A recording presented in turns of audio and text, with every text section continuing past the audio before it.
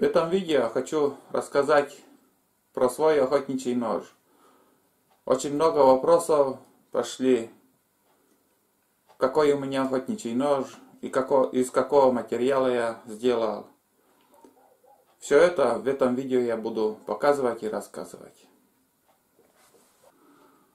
Вот этим ножом я и охочусь, хожу на охоту. Ему уже, наверное, лет 10, не меньше.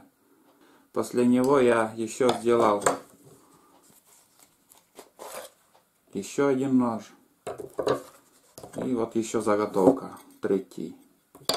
Вот 3 ножа, которые я использую. Ну, не использую, этим ножом уже тоже работал.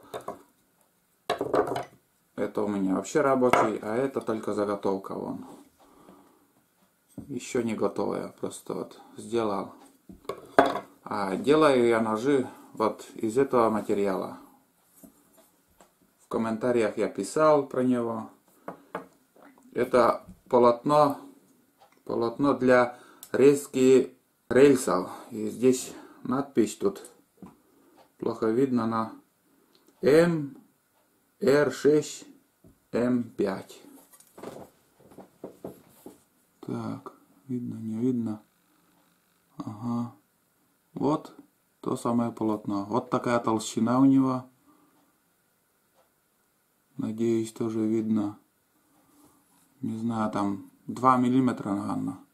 Не толще. Там в магазинах я беру в Сыктывкаре, и там 2 вида такого полотна. Еще потолще есть, но толстое не надо. Если желающие есть, кто хочет купить в Сыктывкаре, можете зайти в магазин на Морозова, улица Морозова. Там подшипники и сальники продают на перекрестке Димитрова Морозова.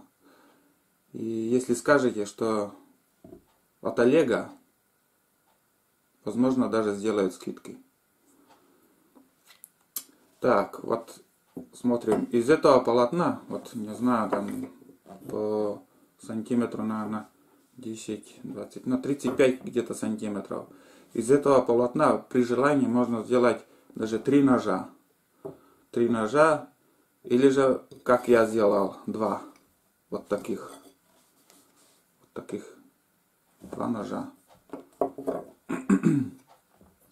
Для начала, в принципе, надо нарисовать здесь. Нарисовать, какой хотите сделать нож. Ну, не обязательно, чтобы так красиво, культурно получилось. Именно, что материал, главное, резал. Я за красотой не бегу. И лезвие у меня вышло, наверное, сантиметров 12. Слишком длинное тоже не надо. Вот, если шкуру снимать или, я не знаю, на кого вы охотитесь, если рыбу чистить, там нормально, если, скажем, шкуру снимать или у куницы, или у крупного зверя, длинное лезвие не надо, чтобы пальцы так работали и резали. И вот рисуешь, какой форма вам надо, рисуешь, нарисовал, и у меня металл вот до сюда, наверное, где-то заходит. Как показать-то?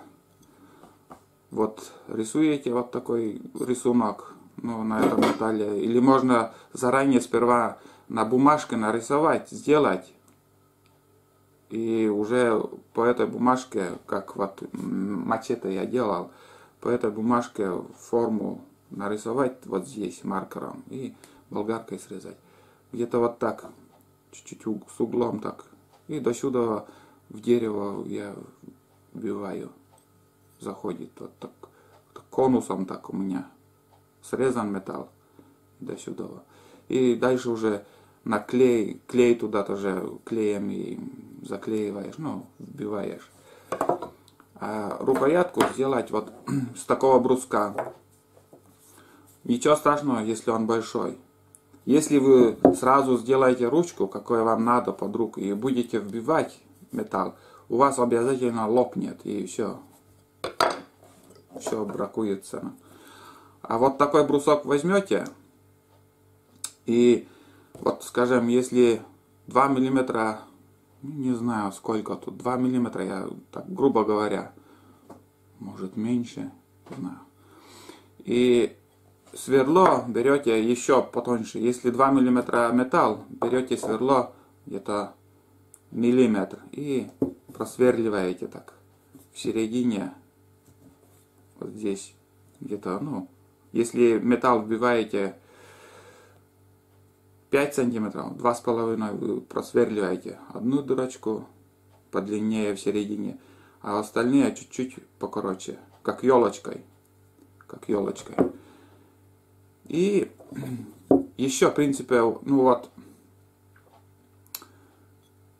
эта часть еще у вас как бы недоделанная. И металл берете и вбиваете туда. Вбиваете, все, на клей сразу. Клей туда зальете и на клей уже металл вбиваете. Потом уже начинаете подгонять этот брусок, ну, рукоятку уже после этого, как вы вбили туда металл,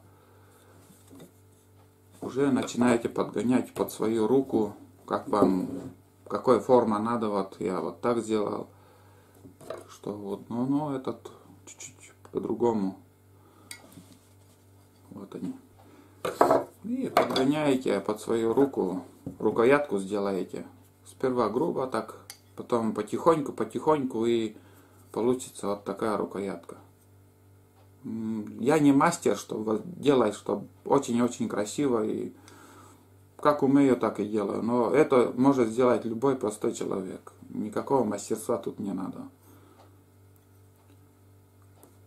И лезвие, вот лезвие со стороны, вот это лезвие, вот где вот у пилы зубья, вот так же у меня сделано. Вот. Зубья убрал, болгаркой все это дело делается. Этот металл хрупкий, он твердый, каленый, наверное, перекаленный, я не знаю, но он хрупкий, потому что я один раз тоже уже как бы со стороны рукоятку уже все это спилил, там, ну, острее я сделал, чтобы в рукоятку вбить. И начал пилить, так пилю и чук, не успел ничего понять, так сломался. Сломался, в общем, он хрупкий, но зато рабочий. Сколько ножей, вот, и у нас односельчане тоже раньше в лесопункте такого металла, материала очень много было, и делали ножи. И вот смотрите, вот рабочий нож у меня, и вот новый нож, ну, почти новый. Вон сколько уже мой нож повидал. Уже вот металл где-то вот здесь был, это ширина вот такая, а сейчас уже такая узкая, но все равно работает.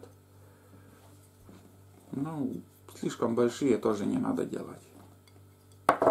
На кого с большим ножом пойдешь? Вот такие лезвия. Ну куда? Ну если нападет медведь, что сможете убить его, что ли?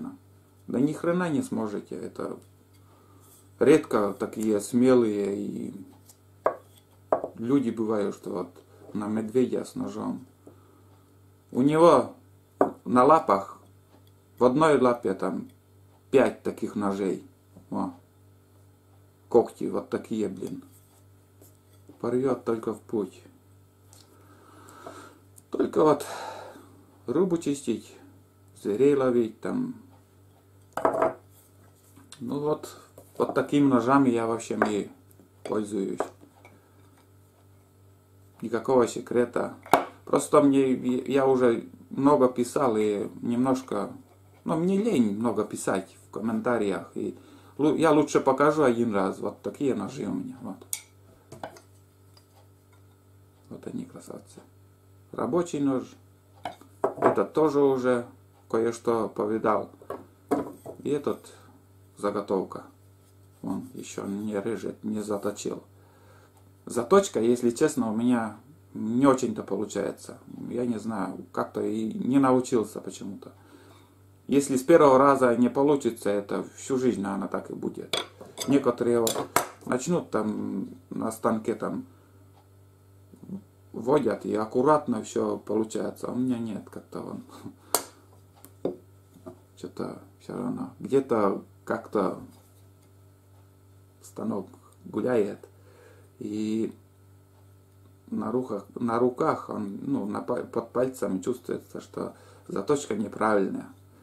Я об этом и точно говорю, что я точить не так хорошо умею. Все, и вот чехол вот чехол у меня для ножа, вот для нового ножа. Из линолеума. Обычный линолеум вон. Линолеум здесь капроновой ниткой зашил и все. Потом у меня старый, уже древний тоже, блин, уже немножко порвался, но сколько уже ходил с ним, сколько охотился. Очень-очень давно уже. Нетканка, линолеум на основе нетканки. Вот с одной стороны линолеум, а нетканка. Вот. Простенький так. И все. Вот так. Такой чехол для ножа.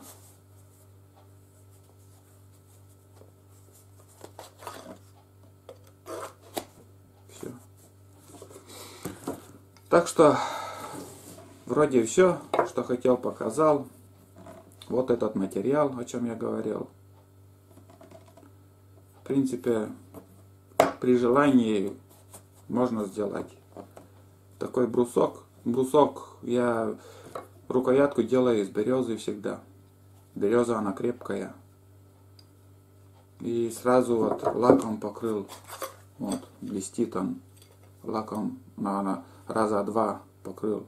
В этой части клеем тоже заклеивал. Обычным быстрым клеем, вот таких тюбиках там заливаешь и вбиваешь материал. Потихоньку так вбиваешь на тык-тык-тык-тык. Где-то вот до сюда он заходит, металл. Вот где-то вот так, наверное, у меня. Здесь вот как-то так, вот тут отсюда вот так идет. Чуть-чуть вот так. Вот и все. Если сверлом не просверлить, тонким сверлом, он тоже может лопнуть. А тонким сверлом там половину просверлишь и вбиваешь, там нигде ничто не лопнет. Ну все, вроде все показал. А на этом все. Пока. Руки грязные от полотна грязные.